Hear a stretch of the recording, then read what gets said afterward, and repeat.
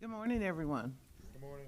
Would like to welcome you to the Hamilton County Board of Elections meeting. Today is February the 20th, 2024, and it is approximately 8:39, and we're calling the meeting to order, and proper notice has been given as required under the Ohio Revised Code 121.22.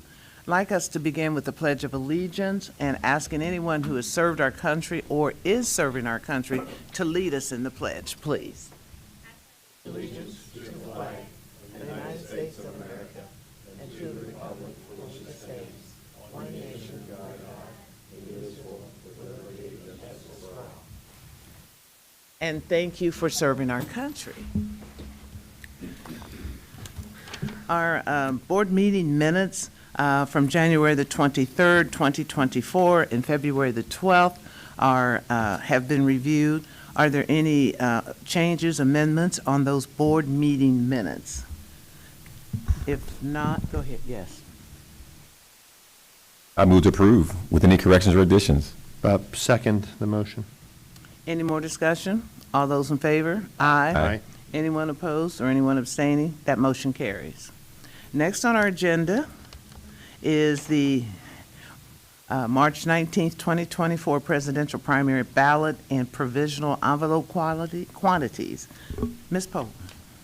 Yes, a spreadsheet detailing the ballots and provisional envelope quantities is in your packet. This spreadsheet has been revised since your last approval, which was in early December. We have made adjustments as we've finalized the ballot, as there were a few additional questions and issues added to the ballot after you last approved. And the allocation is according to Secretary of State directives. I just noticed a small, it's got March 17th instead of 19th, so maybe at the top, am I wrong?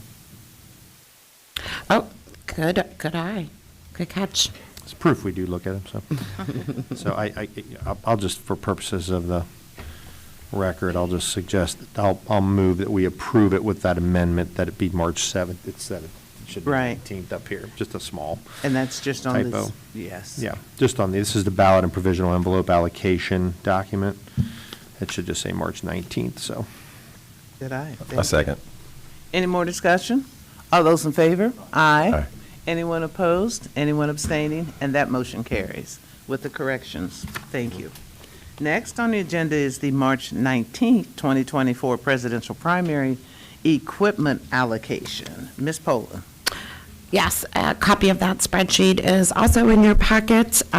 It's been revised in order to contain the latest registration totals. There was a slight adjustment as we finalized polling locations since you last approved in early December, but the allocation is in accordance with Secretary of State directives. I'll move approval of the recommendation here for the primary equipment allocation. Second. Any more discussion? All those in favor? Aye. Anyone opposed or abstaining? That motion carries. Other business. I just want to remind everyone that today is the close of registration for the presidential primary. The Board of Elections office will be open until 9 p.m. tonight to accept new registrations or an update of a voter's address or change of name. That also can be done online on our website up until 11:59 p.m. tonight. Voting begins tomorrow. Our early vote center is ready to go. We're staffed. We conducted our mock election on Friday, and we've had approximately 3,900 requests for absentee ballots. Those will go out in the mail tomorrow morning. Do we have any sense of the number of current registered voters as of today? Yes, we're just a little over 600,000 registered voters. Okay, Alex, I was looking at that too. So normally historically, we usually have a larger number for the general election and going into the primary. Is that historically correct, or does the numbers go up and down? You asking me? Yes. Yeah, Hamilton County tends to stay right around 600,000 registered voters. Of course, we see an uptick during these presidential years. Okay. And can you clarify If I am 17 today, but I'll be 18 on July the 4th, I can vote in the primary now, correct? That is correct. 17-year-old voters who will be 18 by the November election are eligible to vote in the nomination of candidates. So they cannot vote in questions or issues. They cannot vote to elect for the party, whether it's state central committee or county central committee, but they can vote on the nomination of candidates who will appear on the November election ballot. Thank you. That was a question that had arisen, and I researched it, and I thought I was giving the correct answer, so I just wanted to make sure for clarification perspective. Any other business? I just want to ask Sherry, do we have a sense of, with the 3,900 absentee requests for this election currently, how does that compare to the last presidential? It's slightly down in comparison to the 2020 presidential primary election. At this same point in time, we had received 4,984 requests.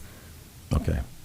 There also was a county-wide issue back in the presidential primary of 2020, and we do not have a county-wide issue this time. In fact, there's only a handful of jurisdictions that have a question or issue to vote on. Okay. Thank you. Any other questions or discussion? Madam Chair, I just think it's important to note for all of those West Siders who may be watching at home that beginning March 11th, the eastbound traffic in the Norwood Lateral will be shut down.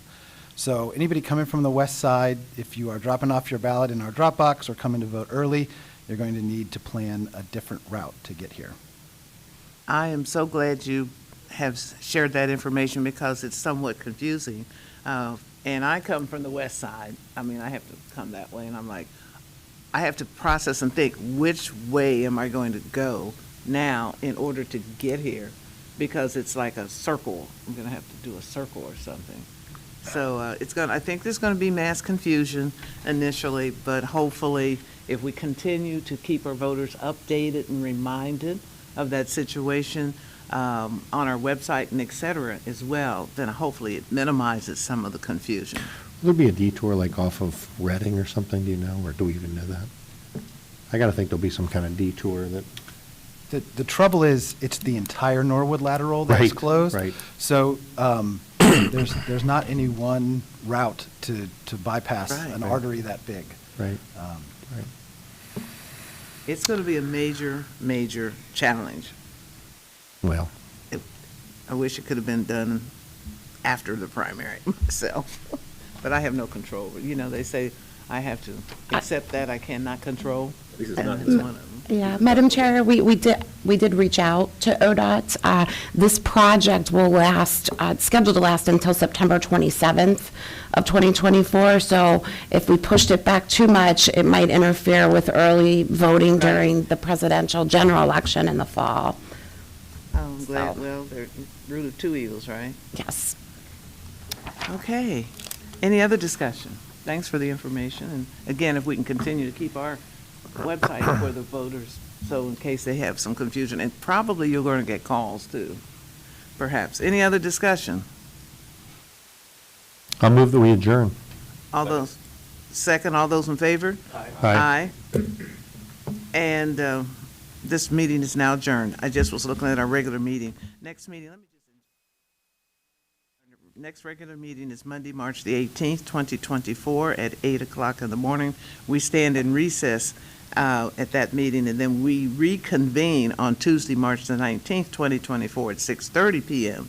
And then we'll have special meetings Monday, April the 1st, 2024, at 8:30 a.m., and Wednesday, April the 3rd, 2024, at 8:30 a.m. Thank you. The only thing I would say is that I think it just maybe misspoke barely. March 18th is an 8:30, not an 8 a.m. meeting, just to be clear. So I think maybe you said 8. Did I say? That's okay. I'm sorry, 8:30. Maybe I misheard it wrong, but I don't know. March 18th is 8:30. so. Okay, sorry. Thank you. No, all Mhm. good.